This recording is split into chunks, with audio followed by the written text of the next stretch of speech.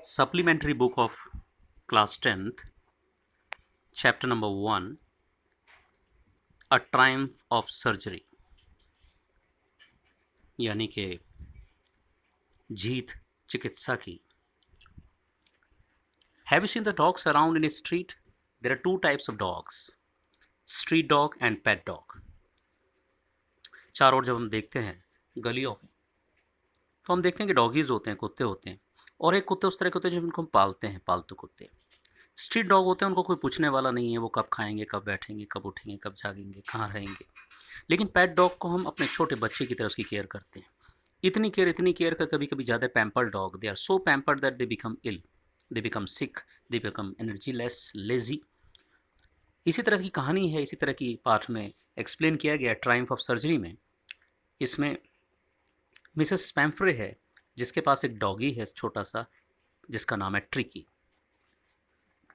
पैम्फ्रे उसको इतना प्यार करती है, इतना प्यार करती है, इतनी केयर करती है, उसको दिन रात खिलाती है, पिलाती है, उसके लिए लत्ते, कपड़े, पहनने के लिए कोट, कुशन. और because of too much care, the doggy, the Tricki became very lazy and sick. वो इतना इतना मोटा हो गया है, इतना एनर्जी लेस हो गया है, इतना थुलथुल हो गया है कि वो चल फिर भी नहीं सकता. और वो इतना स्टफ़ इतना खिला देती है उसको, और फिर भी कहती है कि ट्रिकी ने कुछ खाया नहीं. उनका एक वेटरनरी सर्जन है, एक वेटरनरी डॉक्टर है, पशु चिकित्सक है, मिस्टर हैरियट. जब वो इस डॉगी को देखता है तो उसकी बड़ी दया आती है. वो उस डॉगी ट्रिकी की कंडीशन देखता है कि वो लड़खड़ा कर चला. It's a tottering and having a heavy coat and harness. He has all type of facilities. अमीर के घर में जो कुत्ते पाले जाते हैं उनकी इंसानों से भी ज़्यादा कीमत होती है, इंसानों से भी ज़्यादा उनकी केयर होती है. वही केयर ट्रिकी की जा रही है. डॉक्टर जानता है कि ओवर केयर की वजह से, बहुत ज़्यादा देखभाल की वजह से कुत्ते की हालत है. और मिसेस पैम्फ्री जो कि कुत्ते की मालकिन है, वो वरीड है, वो चिंतित है. और वो कह रही है डॉक्टर से कि डॉक्टर साहब, ये मेरा कुत्ता बहुत कमज़ोर हो गया है, आजकल खाना भी नहीं खाता है.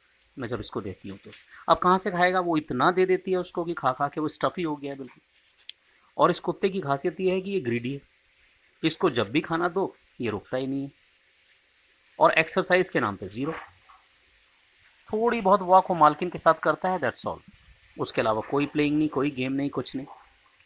डॉक्टर सजेस्ट करता है कि, अब हैरियट डॉक्टर है, डॉक्टर कहता है कि भाई इस कुत्ते को आप जो है थोड़ा इसका खाना कम कीजिए, cut the diet of his, and let let him do some exercise. इसको कुछ एक्सरसाइज करने को दो, इसको दौड़ाओ भगाओ, खाना कम करो. यदि आप ऐसा नहीं करते हो, इसकी ओवर केयर करते हो, तो वाकई में इल हो जाएगा. लेकिन मिसेस पैम्फ्रे क्योंकि उस मालकिन है उस कुत्ते की और उसको बहुत ज़्यादा प्यार करती है, वो इसको ओवरलुक कर देती, इग्नोर कर देती इस बात को. लेकिन कुछ समय के बाद मिस्टर हैरियट को, यानी कि इस डॉक्टर को, जो वेटरनरी डॉक्टर है, सर्जन है, इसको कॉल आती है, जैसा कि डॉक्टर को मालूम ही था कि आने वाली है.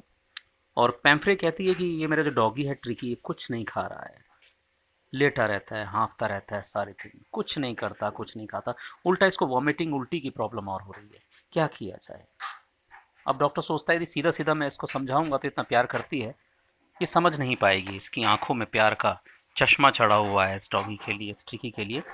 तो वो एक इमरजेंसी कंडीशन बनाता है झूठी सी. वो कहता है कि काम करो, यदि आपने इस डॉगी को हॉस्पिटलाइज नहीं किया तो इसकी कंडीशन बहुत ख़राब हो जाएगी, इसको तुरंत मेरे हॉस्पिटल में भर्ती कराओ. एक्चुअली मैं डॉक्टर उसको घर से निकालना चाहता था, किसी तरह से ये वरीड जो कंडीशन है इससे बाहर निकले.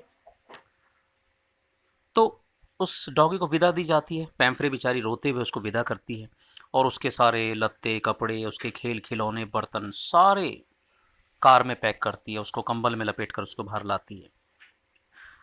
पैम्फ्रे को मालूम है कि इन सब चीज़ों की ज़रूरत नहीं पड़ने वाली है, क्योंकि इसी ओवर केयर की वजह से कुत्ता बीमार पड़ रहा है या वो इस तरह से आलसी होता जा रहा है. लेकिन वो पैम्फ्रे को दिखाने के लिए, just to show the Pumphrey that the dog is going to be care too much, वो कहता है ठीक है, सारा सामान इसको रखवा दो. और फिर वो उसको अपने साथ अपनी गाड़ी में हॉस्पिटल ले जाता है.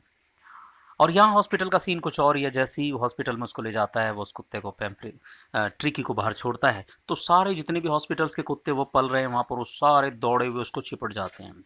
दे पुश एंड पुल हिम. उसके साथ वो खेलते हैं, कूदते हैं, धक्का मुक्की करते हैं. And after some time they become disinterested to him, क्योंकि उसको लगता है कि ये लेथार्जिक सा, आलसी सा कुत्ता है. फिर वो उसके अंदर इंटरेस्ट नहीं, छोड़ देते हैं. अब जो डॉक्टर है मिस्टर हैरियट, वो उस कुत्ते को 2 दिनों तक ना खाना देता है, बस उसको सिर्फ पानी पीने के लिए देता है। जो दूसरे कुत्ते हैं वो भी बहुत इंटरेस्ट नहीं दिखाते, क्योंकि ये भी थका मांदा सा दिखाई देता है। और उधर से मिस्टर पैम्फ्रे की बार बार कॉल कि कुत्ता कैसा है, इसकी उसका बिस्तर ठीक से लगाया कि नहीं लगाया, उसको खाने को दिया कि नहीं दिया, उसका ये उसका वो, lot of things. Actually he was being cared very much in Pumphrey's house, but here the dog is like a street dog, मतलब उसकी अब कोई केयर नहीं है, वो सब कुत्तों के साथ उस कंपनी के साथ रह रहा है। तो वो धीरे धीरे उनके साथ दौड़ भाग करता है, कुत्तों के साथ दौड़ भाग करता है। 2 दिन के बाद कुत्ता थोड़ा सा इंटरेस्ट लेने लगता है और कुत्तों के साथ, और उसके लिए खुले में खाना रखा जाता है। सभी लोग दौड़ कर जाते हैं, ट्रिकी भी पीछे से दौड़ता हुआ जाता है, आलसी से लिथार्जिकली tottering behind the all dogs. और जब वो वहाँ पहुँचता है बर्तन के पास, तब तक वो सारे खाना चपट कर चुके होते हैं। और ये भी स्ट्रगल उनके बीच में, कंपटीशन की फीलिंग इसके मन में भी आती है, और ये भी बाद में बचे हुए खाने को थोड़ा सा चाटता पीटता है। और कुछ दिन की इस तरह की दौड़ भाग और एक्सरसाइज के बाद थोड़ा सा ये जो ट्रिकी है वो एक्टिव हो जाता है, थोड़ा एनर्जेटिक हो जाता है।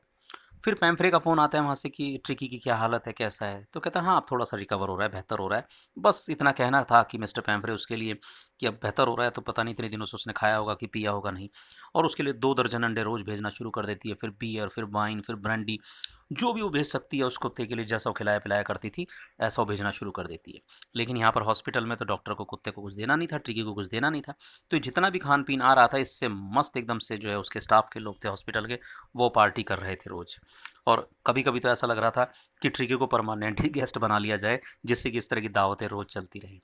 लेकिन ऐसा नहीं था।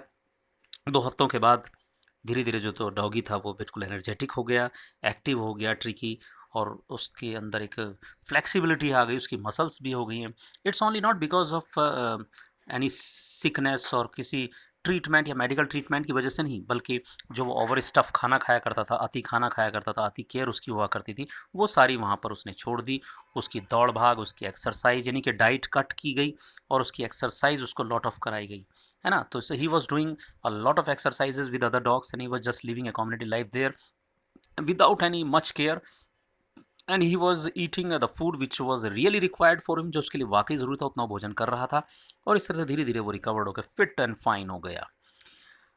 और इसके बाद डॉक्टर ने सोचा कि इसकी जो मालकिन है मिसेस पैम्फ्रे, वो बेचारी, she was just feeling very you know depressed without him.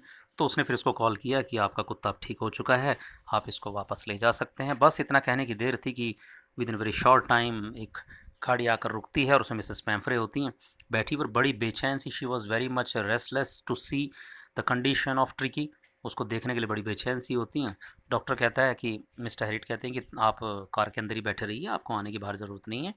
और वो कुत्ते को कॉल करता है, ट्रिकी को कॉल करता है, ट्रिकी कूदता फांदता हुआ बाहर आता है, वो उसको गोदी में पकड़ के उसको बाहर लाता है कार के पास। वो जैसे ही अपनी मालकिन को देखता है, और वो ट्रिकी कूद कर अपनी मालकिन की गोद में जाकर बैठ जाता है, और उसको ही वो just pulling and pushing with Mrs Pumphrey and licking on a face, मतलब सो ब्लिसफुल ही वॉज।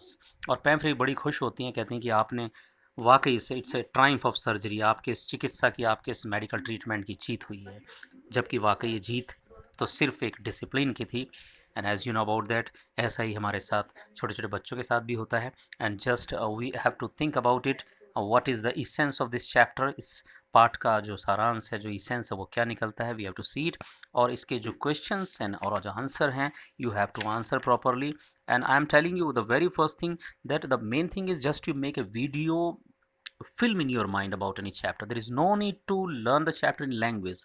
किसी भी चैप्टर को भाषा में याद करने की ज़रूरत नहीं है। हर हर चैप्टर्स की आप एक वीडियो फिल्म अपने दिमाग में बना सकते हैं, ऑडियो वीडियो क्रिएट हो जाती है, जिस तरह से मैंने आपको बताया। क्योंकि जब हम किसी चीज़ को सुनते हैं तो हमारे दिमाग में काल्पनिक माइंड होता है, and that start making the picture of that. And you should have the command over the language. आपके पास लैंग्वेज आपके पास होनी चाहिए, जो कि एक इंस्ट्रूमेंट है, एक हथियार है उस भावनाओं को, उस विचारों को लिखने का।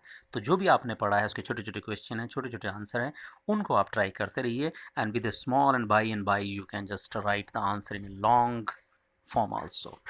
Thank you very much.